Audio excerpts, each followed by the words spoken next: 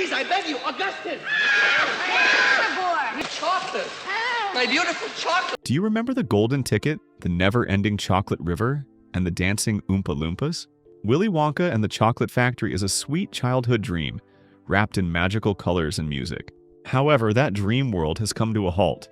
It's time for you to wake up. A torn knee leaving a permanent scar, the terrible taste experience of edible wallpaper, or the commercialization of a children's film. All will be revealed right after this. 15 weird facts about Willy Wonka, the chocolate factory you never noticed. Try some more, it's your golden ticket still works. Gene Wilder, a legend in the film industry, accepted the role of Willy Wonka with a truly unbelievable condition. That condition was that his first appearance had to involve him limping with a cane, then suddenly performing an unexpected somersault.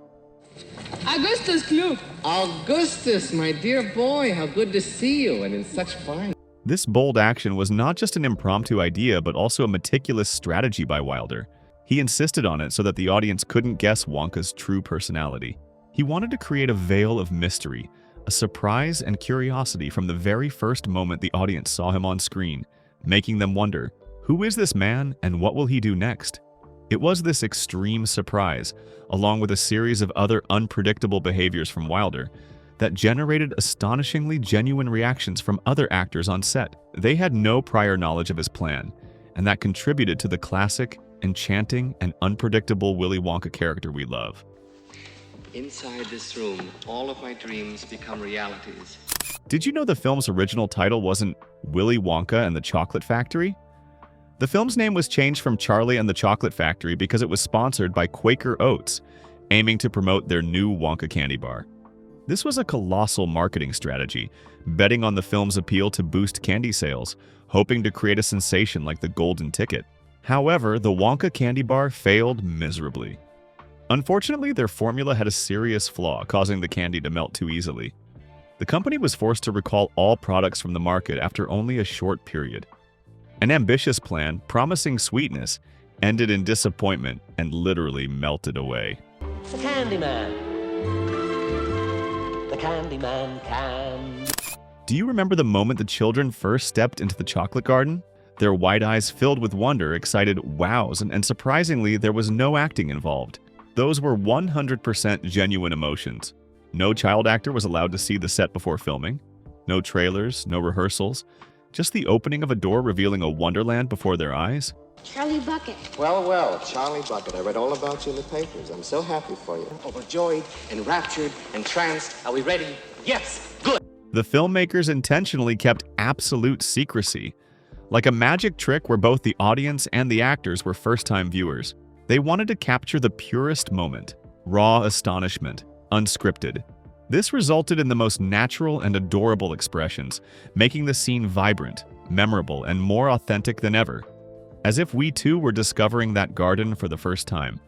The boat ride through the tunnel is one of the film's most haunting moments, and there's a shocking truth behind it. The child actors were not warned in advance about this famous boat scene or Gene Wilder's crazy, surreal behavior in it. The danger must be growing, for the rowers keep on rowing. Any signs that they are slowing? You heard that right. Not only beautiful scenes like the Wonderland Garden, but even this terrifying scene was not announced beforehand. Wilder was encouraged to improvise, creating a chaotic and frightening atmosphere so intense that the children couldn't predict what would happen next. This led to completely genuine expressions of fear and uneasy reactions from the child actors without any acting involved. That very fact created one of the film's most haunting, authentic, and terrifying scenes, making the audience's hair stand on end. And rest assured, all the child actors were mentally supported to ensure no lasting negative effects. Have you ever wished you could be one of the children touring this chocolate factory? Comment yes or no below. What a nightmare. Daddy, I do not want a boat like this. If 50 years ago you were a child who dreamed of immersing yourself in a sweet chocolate river, now is the reality. Apologies if this disappoints you.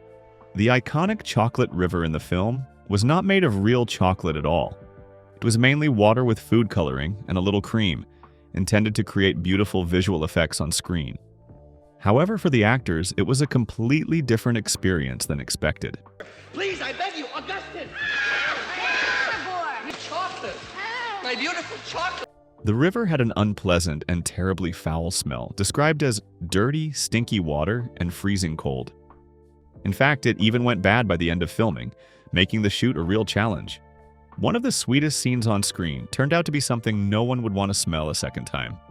The blue makeup used for Denise Nickerson, who played Violet Beauregard, in the scene where she turns into a blueberry, had unexpected side effects that no one anticipated. After filming was complete, it seemed as if everything was over, but the blue color reappeared through her pores. This caused her skin to turn blue again, and resulted in great embarrassment for the actress for several days afterward. She also revealed that it took an additional 36 hours for the blue color to completely disappear from her skin. But thanks to that sacrifice, we got a distinctive and very interesting Violet character. Somebody do something! Call a doctor! Stick her with a pin. She'll pop. It happens every time. They all become blueberries. In one of the most iconic moments of Willy Wonka and the Chocolate Factory, Gene Wilder, with his tall hat and dreamy purple suit, gently raised a flower-shaped teacup, then slowly began to chew it. It sounds unbelievable, but that cup was actually a fake prop, completely inedible. However, to create such a realistic impression that audiences would wonder if it was real candy, Wilder bit and chewed on this item without hesitation throughout the entire scene. He only stopped when the director called "cut." That wasn't just acting, that was absolute immersion in the role. Gene Wilder didn't need special effects or real food to convince the audience. He simply became Willy Wonka, living out the character down to the smallest detail. In the film, Willy Wonka introduces an edible wallpaper available in various flavors. The characters step into the grand chocolate room with walls, arches, and even the floor, seemingly made entirely of soft, delicious chocolate. Visitors could lick the walls to enjoy fruit flavors like orange, strawberry, or even the mysterious fruit called snozberry. The strawberries taste like strawberries. The snozberries taste like snozberries. However, the seemingly sweet taste concealed a harsh and utterly unappealing truth. The child actors later admitted that the flavored wallpaper actually tasted only like wallpaper, and was very disgusting when they had to lick it dozens of times repeatedly to complete the scene. It was a rather unpleasant experience. An additional interesting detail is that snozberry, the fruit mentioned in this scene, does not exist in real life, and even the audience's curiosity was piqued by it. The wall-licking scene, even after many years, is still remembered as a symbol of the film's magic and creativity, helping solidify Willy Wonka as a classic for all ages. Denise Nickerson had to give up chewing gum after the movie ended. The reason wasn't that she got tired of it, but because her dentist discovered a shocking truth. She had 13 cavities. This was the consequence of constantly chewing gum during filming to embody a perpetually chomping Violet. A significant sacrifice for art, but at the cost of a mouthful of cavities, she decided to say goodbye to chewing gum forever. A valuable lesson for anyone who wants to try living like Violet Beauregard. Do these revelations change your view of Willy Wonka? I know you might be a little disillusioned, but this is reality. And you should know the next reality because it's even more surprising. While in the chocolate room, actress Julie Dawn Cole, who played the spoiled Verooa Salt, suffered an unfortunate injury. While in the chocolate room, Verooa can be seen smashing a chocolate egg against a rock to break it. During filming, actress Julie Dawn Cole tore her knee when she fell onto the real rock. The injury was serious enough that blood could be seen on her stockings in subsequent takes, and the young actress still bears a scar from that injury to this day. This incident was spotted by many eagle-eyed viewers when rewatching the film. Julie Dawn Cole also shared it in her interviews and memoirs. Denise Nickerson, the girl who played Violet Beauregard, confessed a cute but embarrassing secret during filming. She had a crush on Peter Ostrom, who played the gentle Charlie Bucket. This made her extremely ashamed when the script required her to pick her nose in front of her crush in a scene, because nothing is more romantic than digging for gold in front of the person you like. A comical and awkward situation from school days right on the film set. In Wonka's magical world, first crushes were still very real and adorable. The killings, huh? What do you think life's all about? Mike, would you tell us this? Do you remember the 10 Oompa Loompas from the film? The Oompa Loompas are said to hail from Loompaland, a distant and mysterious land, where Willy Wonka sought them out to work for him and protect his secret chocolate recipes. They are known for their small stature, described as being roughly the size of a doll in the original book. Though in the film adaptations, the average height of the actors playing Oompa Loompas was about 1.2 meters, approximately 3 feet 11 inches. They were artists recruited from circuses in England and Turkey. These characters were particularly distinctive because interspersed throughout the Wonka factory scenes were musical numbers featuring songs that were either didactic or humorous, conveying lessons for the children touring the factory. They brought with them the unique habits of freelance performers, which led to countless humorous moments on set. They often got drunk at the end of filming days, and on one occasion, they collectively gathered all the actors' shoes in the hotel, tied the laces together, and left them in a large, messy pile. These wacky antics created unforgettable memories and hearty laughter for the film crew, proving that truth far surpasses fiction and sometimes is even crazier than the script. Julie Dawn Cole, who played Verooa Salt, faced a truly unique acting challenge that few know about. In the scene where the spoiled girl was throwing chocolate boxes while singing "I Want It Now," Cole had to perform 36 continuous takes. This was the most takes she ever had to do for a single scene in her career. Having to repeat the scene with the correct rhythm, emotion, and movements demanded exceptional patience, focus, and professionalism, especially from a child actress who was only 13 years old. This effort aimed to ensure every frame was perfect and met the director's intentions, as well as delivering the highest impact on screen. It was Julie Dawn Cole's dedication and persistence that helped create a vibrant, spoiled Verooa Salt character who left a profound impression on audiences across generations. One of the facts that might surprise many is that author Roald Dahl did not like the film adaptation of his work. He felt that the film's music was too optimistic, failing to convey the mysterious and sometimes dark tone of the book. In particular, he criticized Gene Wilder's performance as lacking sharpness and not aligning with his original vision for the character of Willy Wonka. For this reason, he refused to grant film rights for the sequel, Charlie and the Great Glass Elevator. He even firmly stated that a remake could not be made while he was alive.